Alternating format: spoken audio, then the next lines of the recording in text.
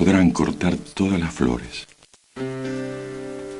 pero no podrán detener la primavera, dijo el poeta.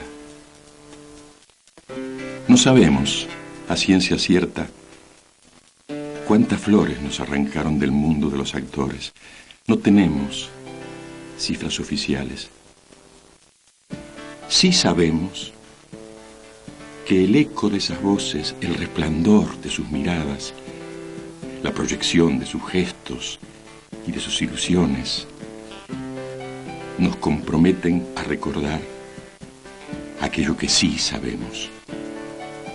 Sabemos que la dictadura criminal de Jorge Rafael Videla se lo llevó junto con otras decenas de miles de hombres y mujeres. Listas negras, prohibiciones, persecución, exilio, muerte. Y esa forma de matar dos veces, que es la desaparición de personas.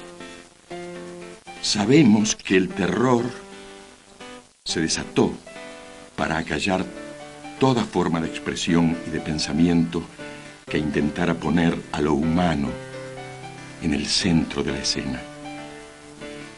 Que unas personas representen y reflexionen sobre la condición humana, sobre sus grandezas y sus miserias, que eso es la actuación, después de todo. Parece ser un arma demasiado peligrosa que ninguna dictadura está dispuesta a tolerar.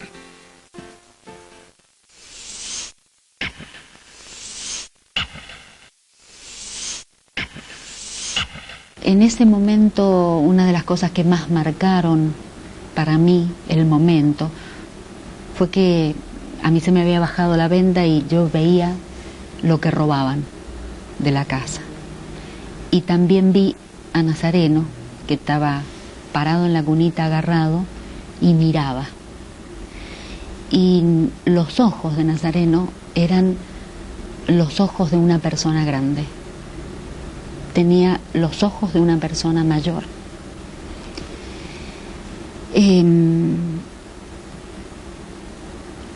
Y Rubén me decía, quédate tranquila desde la otra pieza. ¿Cómo están? Quédate tranquila, ¿cómo están?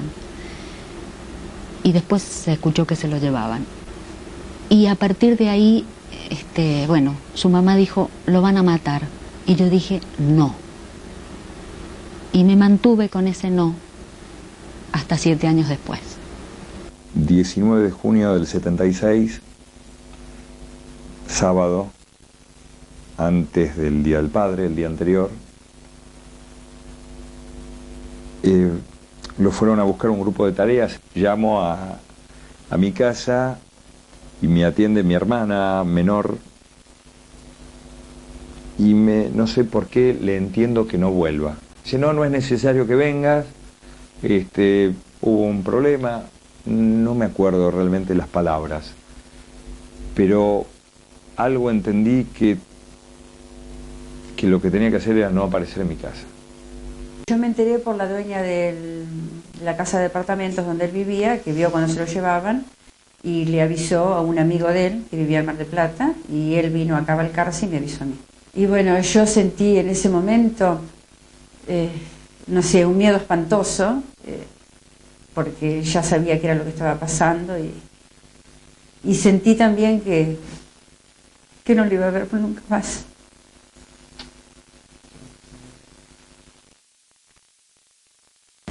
Rubén Bravo desapareció, lo secuestraron el 21 de octubre de 1976. Estábamos en mi casa, en una calle céntrica vivíamos, y alrededor de las 22 horas un grupo civil armado entró al departamento preguntando por él, preguntando por su nombre. Entraron por las ventanas, por las ventanas, después ellos mismos abrieron la puerta y bueno, hicieron todo el allanamiento y ese día se lo llevaron. Lo agarraron en la calle, en Constitución. No sé si no había estado en casa unos 2 días antes y se despidió de mamá como si presintiese algo, ¿no? Y bueno, y creo que fue la fecha de mamá. Fue la última vez que mamá lo vio.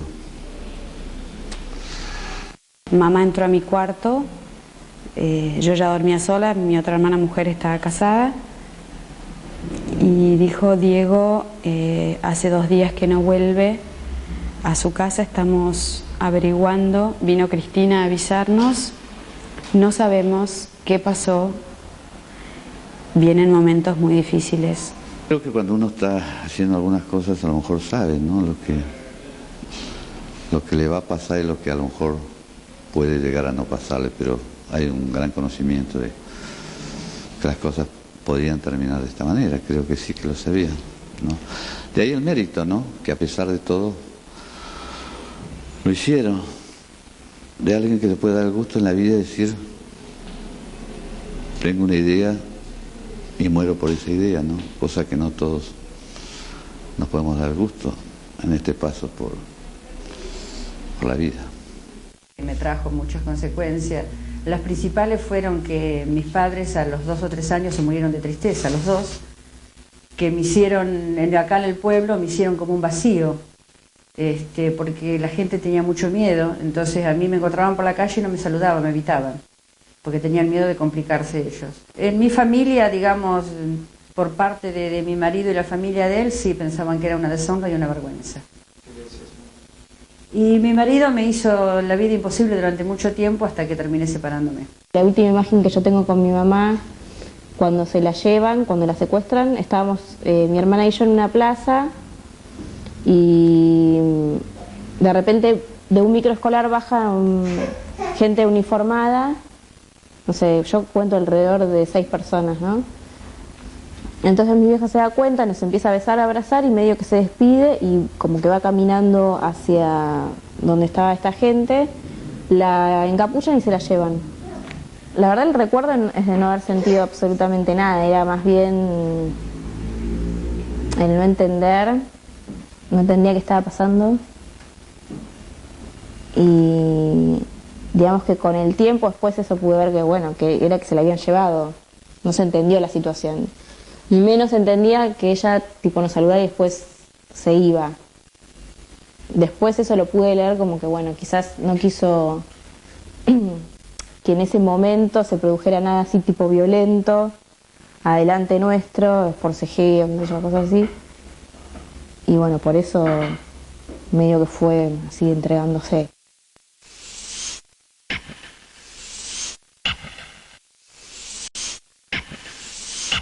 Diego estaba estudiando publicidad en El Salvador, terminó 3er año muy bien, era muy inteligente, muy buen estudiante. Y bueno, pero de golpe sintió que su vocación era esto, y empezó a hacer teatro entró al taller de Agustín Aleso. Ella estuvo 5 años haciendo taller con Agustín Aleso, lo quería muchísimo. Y bueno, y después llegó a hacer películas, obras de teatro. Bueno, había una censura muy grande. Las obras que hicimos nosotros en esa época eran obras que no hablaban directamente del tema, pero que de cualquier manera hacían de una manera u otra una reflexión sobre la opresión, sobre la tiranía, sobre los militares, pero en una forma elíptica. El teatro era su trinchera, él no concebía otra cosa que no fuese el teatro. Era su vida, hacer y ver, y participar y generar y permitir y experimentar. Pero también él decía con su compromiso de, bueno, si la gente no va al teatro va siempre la misma gente, llevar el teatro a la gente, que a él le interesaba. Entonces el hecho de dar teatro en las cárceles o en las villas. Le gustaba todo, era realmente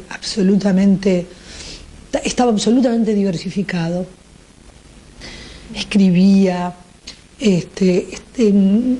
era una especie como de creador integral, ¿no? Bueno, podía dar conciertos de guitarra, podía cantar solamente. Por ejemplo, un sueño que yo tengo es alguna vez poder encontrar una grabación. Digo, nos pasamos la vida cantando y no existe la voz de él grabada. No pudimos hallar ninguna cinta. Una vez un amigo, yo le decía, ¿cómo es posible? Decíamos, ¿no? Con amigos así en común. Yo le decía, ¿cómo es posible si nos pasamos la vida cantando en todas las reuniones, en todos los teatros, en la escuela? Yo decía, ¿cómo es posible que no hayamos conservado su voz? O sea, yo hice notas para el programa de hijos y una viejita viene y me dice, yo la única vez que fui al teatro de su papá. Y la viejita me decía, cuando me enteré de que se lo llevaron, nunca más fui al teatro. Y fue muy fuerte. Empiezan las listas negras, no podíamos trabajar lo que estábamos en las listas negras en ningún organismo oficial, teatros oficiales, ni hacer cine, ni hacer televisión. Segundo, aparecen las amenazas de muerte para los actores y para los familiares. Tercero, empieza una lucha de gran solidaridad entre los actores argentinos. A veces nosotros éramos acompañados en nuestras casas por compañeros porque los amenazados de muerte a veces teníamos que cambiar de domicilio. Después nos pasaron otras cosas un poco peor algunos de nosotros, pero eso no tiene importancia. Tiene importancia la solidaridad. Yo tengo muchas anécdotas de esa época, ¿no? Estrenábamos siempre en un circo, el circo del Tony Chancletín, que era una villa miseria ambulante. Este era un señor chileno, ahora ya muy viejito. Y Rubén era muy amigo de ellos, y entonces estrenábamos ahí, y de ahí nos íbamos a otros lugares. Estábamos haciendo La Fiaca, y en un momento el personaje que ha decidido hacer el huelga, entonces le mandan al jefe con la mitad de un sándwich, una huelga de hambre, entonces él está muerto de hambre. Él le da la mitad y le dice la otra mitad está en la bodega, en la oficina. Y le extiende la mano. Entonces, en ese momento cuando Rubén fue, extendía la mano y era un instante, una pausa, ¿sí?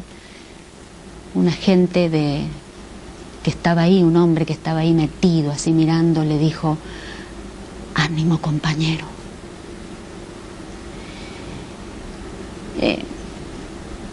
Era un hecho teatral, ¿no?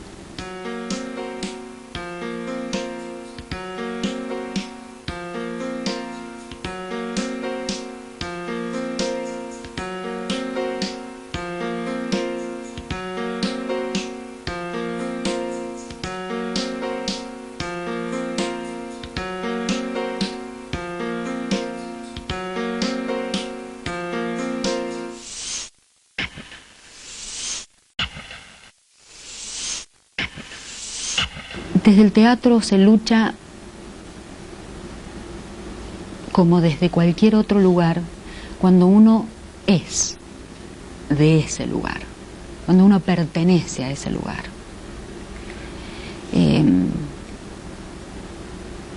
Nosotros somos actores, podemos hacer distintas actividades, pero somos actores.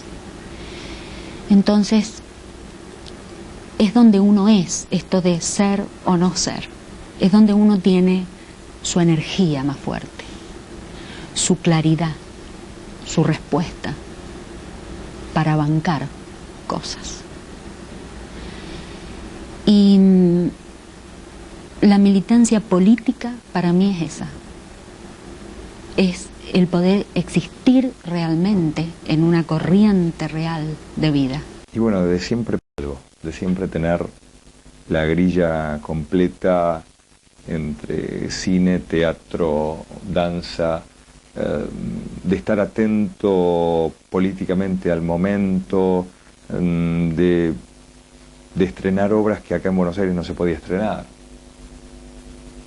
de permitir el escenario a gente que acá lo tenía prohibido. Hacíamos teatro popular en los barrios. Teníamos un grupo que se llamaba Octubre, íbamos a a las villas, a los barrios, a los sindicatos, y hacíamos teatro en base a los temas que nosotros relevábamos de esos lugares y dramatizábamos. El Grupo Octubre era de teatro popular, nosotros hacíamos la caracterización, lo que pasaba en la comunidad, y lo dramatizábamos con muchísimo humor, una estética que surgía de esa vinculación reivindicativa, política o política militar. Nosotros militábamos en el PRT, en el Partido Revolucionario de los Trabajadores. Desde nuestra visión, el pensamiento político era era poder traducir en una acción que, como éramos actores, debía ser cultural, artística, sindical. Sí, yo creo que ellos han tomado el teatro como una manera de, digamos, de combatir. Cada cosa estaba puesta en función de la lucha de ellos.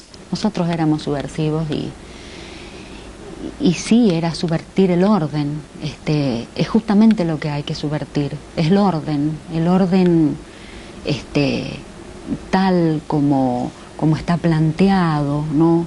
Donde unos tienen que bajar la cabeza y obedecer, donde unos no tienen que cuestionar y otros se supone que saben todo. Es un orden que está mal, que no sirve, y hay que subvertirlo. Y a veces da temor, y a veces es arriesgado, pero vivir es arriesgado. Y después de todo este tiempo, ya con los hijos grandes, yo sigo pensando así, que vale la pena, que valió la pena, que había que hacer cosas y que hoy hay que hacer otras, pero que hay que hacerlas. A las que te tocan las tenés que hacer. Porque eso es la diferencia de morir por una idea y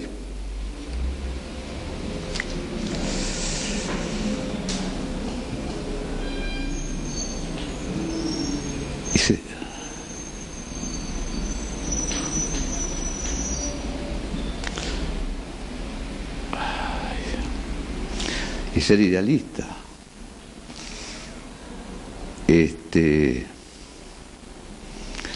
Ellos murieron por lo que creían. Es una gran diferencia que hay que tenerla bastante claro. Entonces, esta gente que pensaba, esta gente que actuaba, esta gente que dijo, esto tiene que cambiar, esto no es justo, esto no está bien. Supongo que para el plan de ellos molestaba, no servía. Todo lo que traía problemas los vamos a sacar de encima. Y bueno, los mataron. Y perdimos una generación tremendamente valiosa. Porque él después se metió a militar, tan apasionado como era para todo, de ese modo entró también en la militancia. Él era muy apasionado para todo. Y entonces me acuerdo que me decía Rosetito, yo quiero el teatro tanto como vos, me decía, lo que pasa que pienso que primero hay que hacer otras cosas. Yo no hay nada que quiera más en el mundo que el teatro, me decía, pero primero hay otras cosas para hacer. ¿Qué? Le decía yo, pues yo no quería que dejara. Le digo, ¿qué? Me decía, la revolución. Después que hagamos la revolución, yo voy a seguir con el teatro, decía, porque es lo que más me gusta en el mundo. No hay nada que me guste más que eso, que cantar y realmente, no. Pero él decía, pero primero hay que hacer la revolución.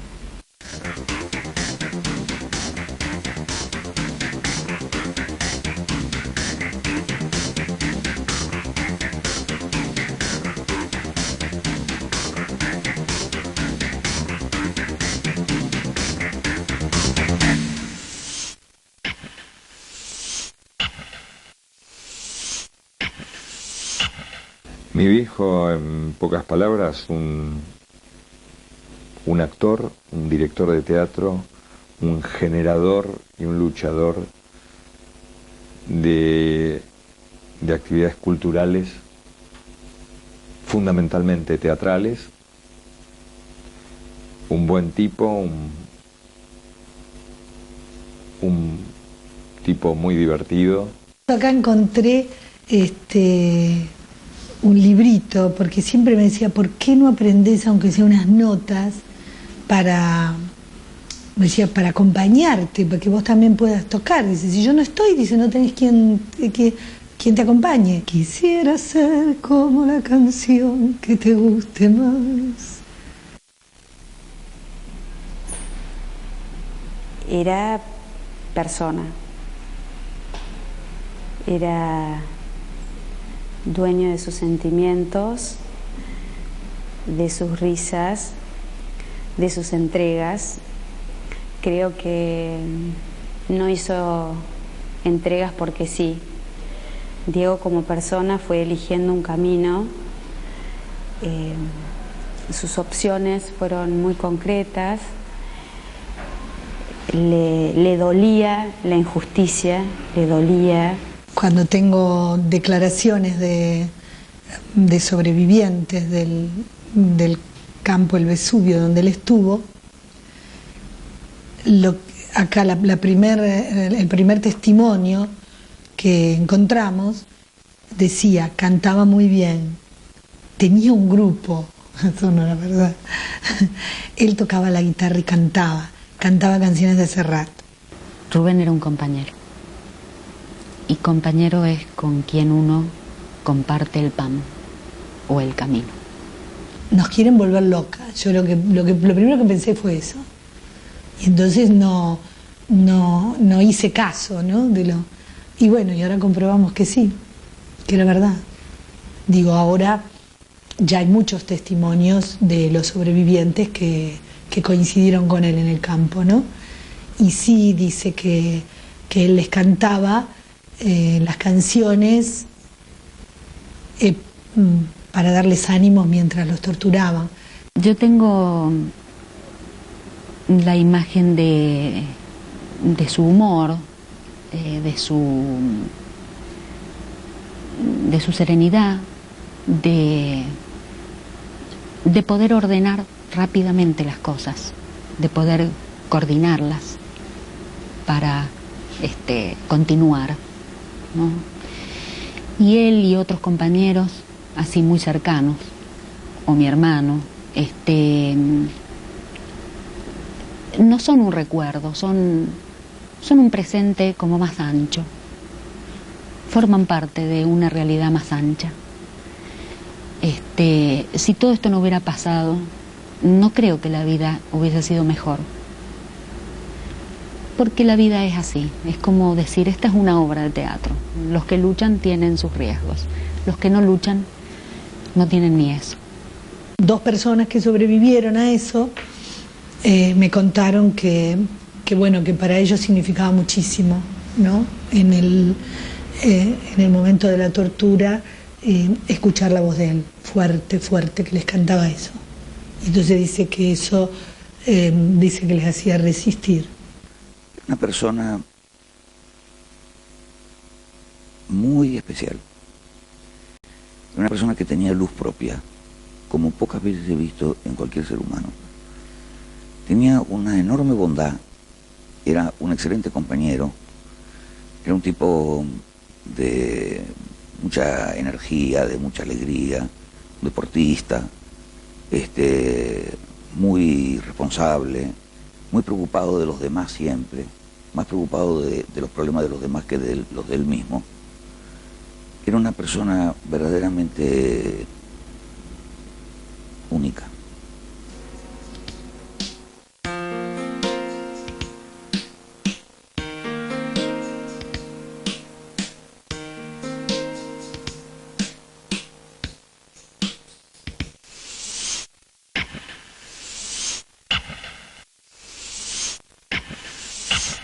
Decir que una persona es peligrosa porque piensa, por ahí suena muy a frase, ¿no? de póster, pero es una realidad. Una persona que piensa y que reflexiona, es una persona que empieza a encontrar que la vida no está dada así desde un corte que separa, sino desde algo horizontal donde muchas personas tienen valor, todas las personas tienen valor, donde podés unir en lugar de separar, donde la discriminación no sirve. Los actores, y a los directores y a todo el mundo de la cultura se lo persiguió por temor a que fueran personas de izquierda o que fueran personas pensantes que pudieran criticar o tomar actitudes o partidos con respecto a lo que estaba pasando. Nadie lo ignoraba. Cuando yo lo fui a buscar, me dijeron,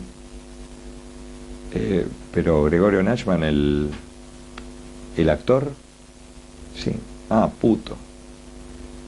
Sí, pero además, judío.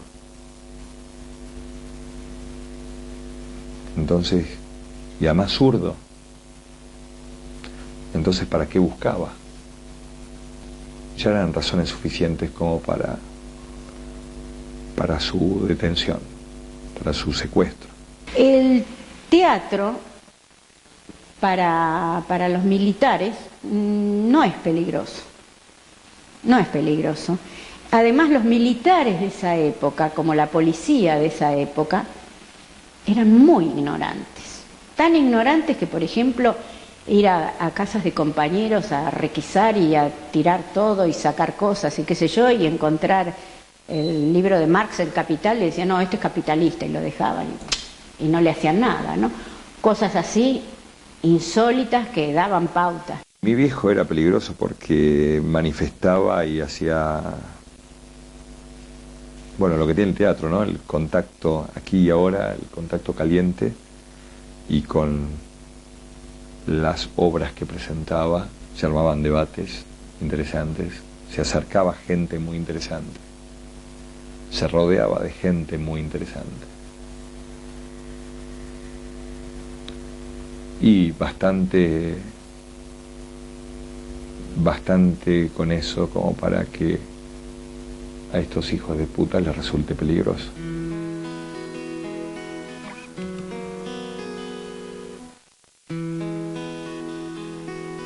Actuar, representar, jugar roles, interpretar papeles, ser el otro para saber más sobre uno mismo, ser libre para descubrir lo similar y lo diverso.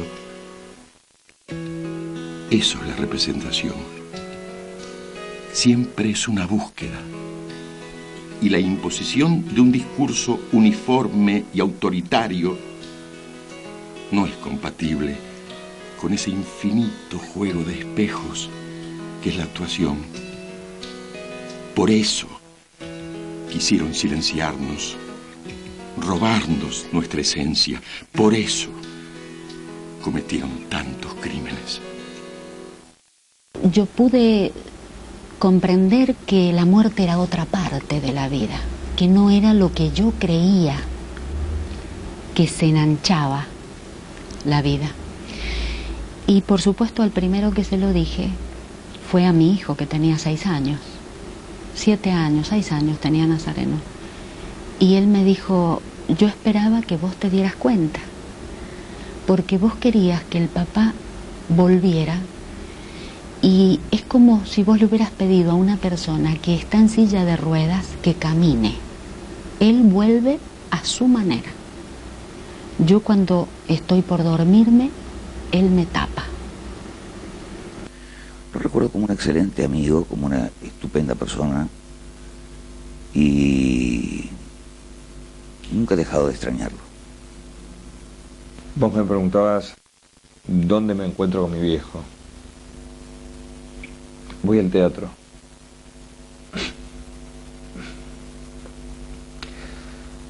Voy al teatro, voy al cine. Milito en hijos. Levanto las banderas contra la impunidad. No me callo. Trato de hablar todo lo posible para precisamente reivindicar su vida, su lucha.